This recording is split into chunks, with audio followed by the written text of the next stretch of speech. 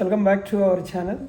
Now we are discussing one of the most powerful and important corporate documents, employment contract. Employment contract of a managing director under Companies Act 2013.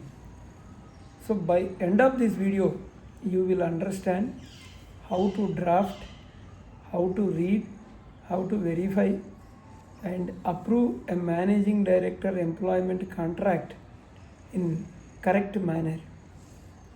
First, we must understand the basic concept. A managing director is not an ordinary employee. So definitely this would be a different contract complying with Companies Act. A director under the Companies Act 2013. So first, he is a director. Before MD, he is a director and an employee under contractual agreement. So that is why his appointment needs board resolution and it needs an employment contract. Section 2, subsection 54 of Companies Act 2013, managing director means a director who is entrusted with the substantial powers of the management of the affairs of the company. So, an MD, managing director, controls business operations, signs documents, represents the company, and carry out statutory responsibility. That is why managing director contracts are drafted more carefully than normal employment contracts. Now we start with the structure of the contract. First is the heading, contract of employment of a managing director, that would be the heading. Then of so and so company, we will write the so and so private limited company. So this shows it is a statutory employment contract. Then comes the date clause. For every contract, these are all mandatory. Date clause, this contract of employment is made on this so and so day of this so and so month and so year. This is the date clause. So this date connects the board resolution, ROC filings, because the employment contract dated so and so. And this is legal, it has a legal enforceability. This is the importance of the date. Then next is the parties clause. So between so and so, so and so. So between so and so private limited company represented by so and so director, duly authorized by the board resolution, approved on so and so date. So this establishes the company acts through directors, proper authorization and legal authority. Then, and because that is on behalf of company, another side director, managing director. So Mr. So and so holding a DIN number so and so, hereinafter referred as the managing director. So now both parties are legally identified because minimum two parties, company side and who is appointing managing director. Next we will move on to background.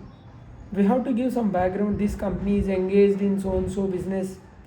The board of directors at its meeting held on so and so date has appointed Mr. So and so as a managing director and authorized the execution of this employment contract.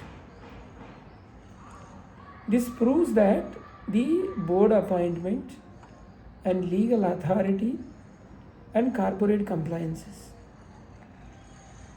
Without this clause, the contract becomes weak. It is a mandatory. Then we will see appointment clause. The company hereby appoints so and so as managing director within the meaning of section 2 subsection 54 of Companies Act 2013, conferring substantial power of the management subject to supervision and control of the board. This establishes MD's powers and board supremacy, legal authority. Then we'll go to tenure clause. The managing director shall hold office for so many years, for dash years, unless terminated earlier. So this gives the stability, legal certainty, renewal opportunity. Then we will move on to another class, nature of employment. The appointment is whole time and exclusive. So this ensures full-time dedication, no dual employment and no conflict of interest. Then we'll go to next class, reporting structure. The managing director shall report to the board of directors. This shows accountability, MD's accountability, governance structure. Then we'll go to another class, place of work.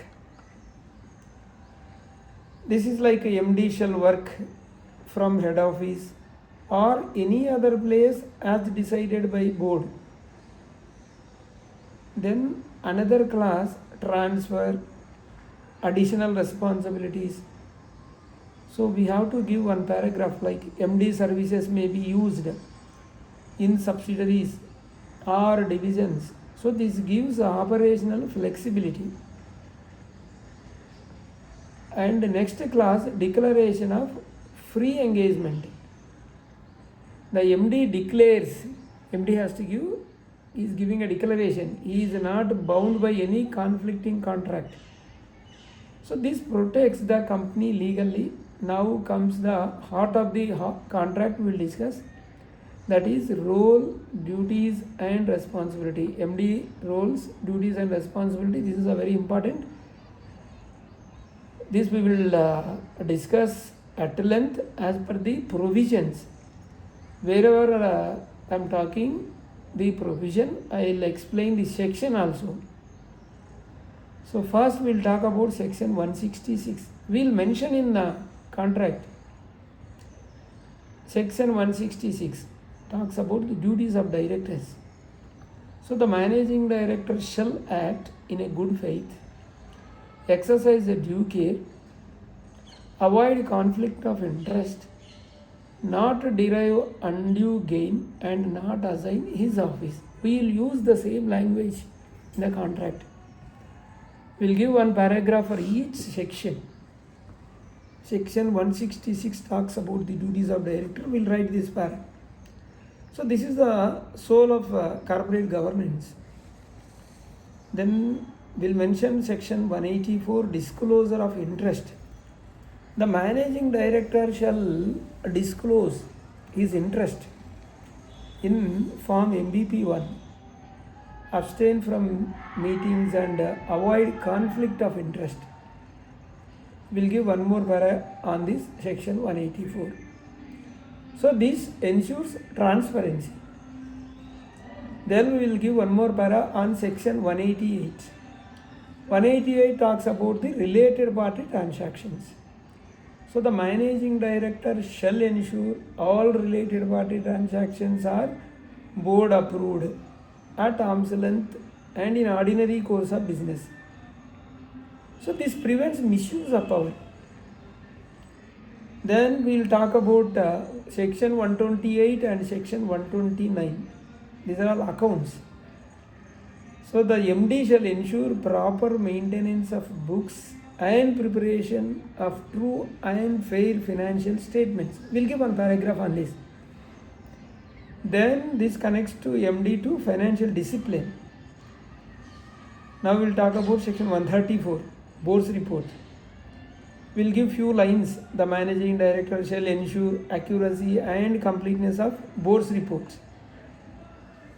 Then section 203 KMP will give 2 lines. The managing director shall act as a key managerial personnel, and ensures compliance culture. This gives the importance of the compliance culture. Then we'll talk about remuneration. Salary, incentives, benefits shall be approved by the board. This protects both the company and managing director. Then we'll keep another clause on reimbursement. All business expenses shall be reimbursed.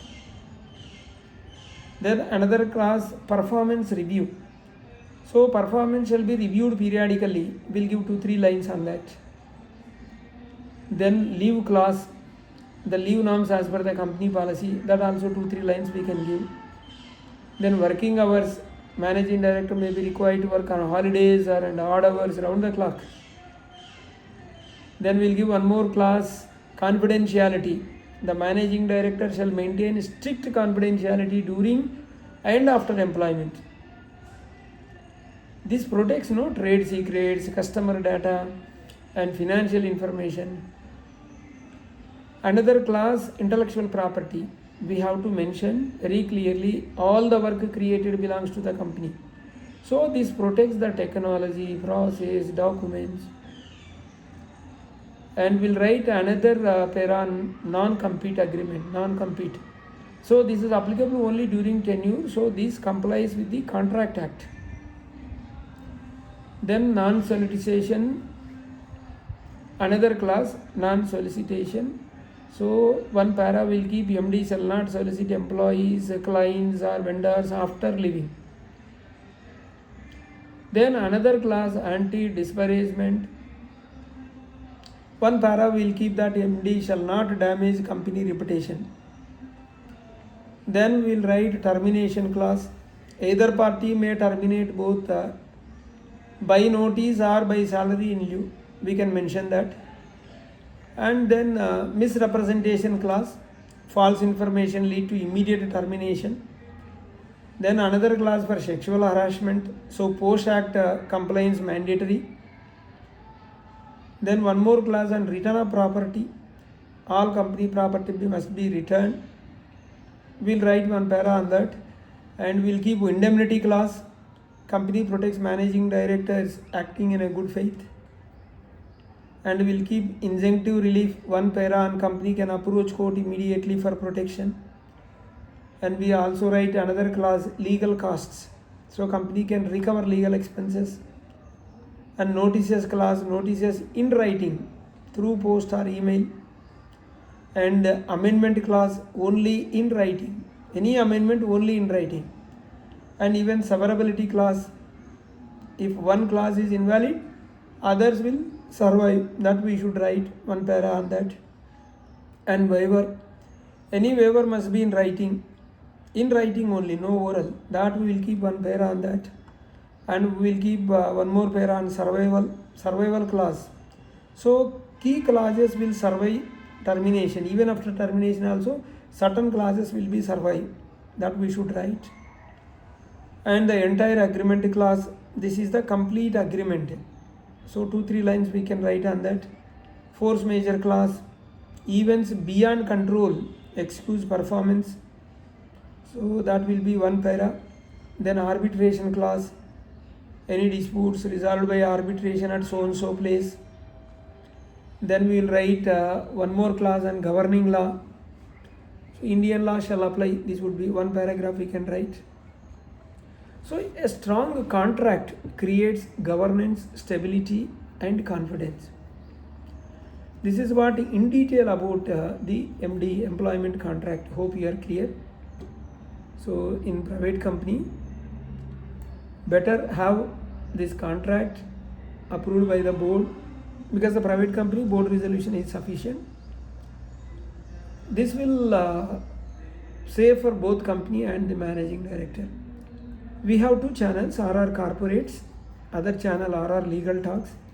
Please do subscribe, hit the bell icon so that you will not miss any of my latest videos.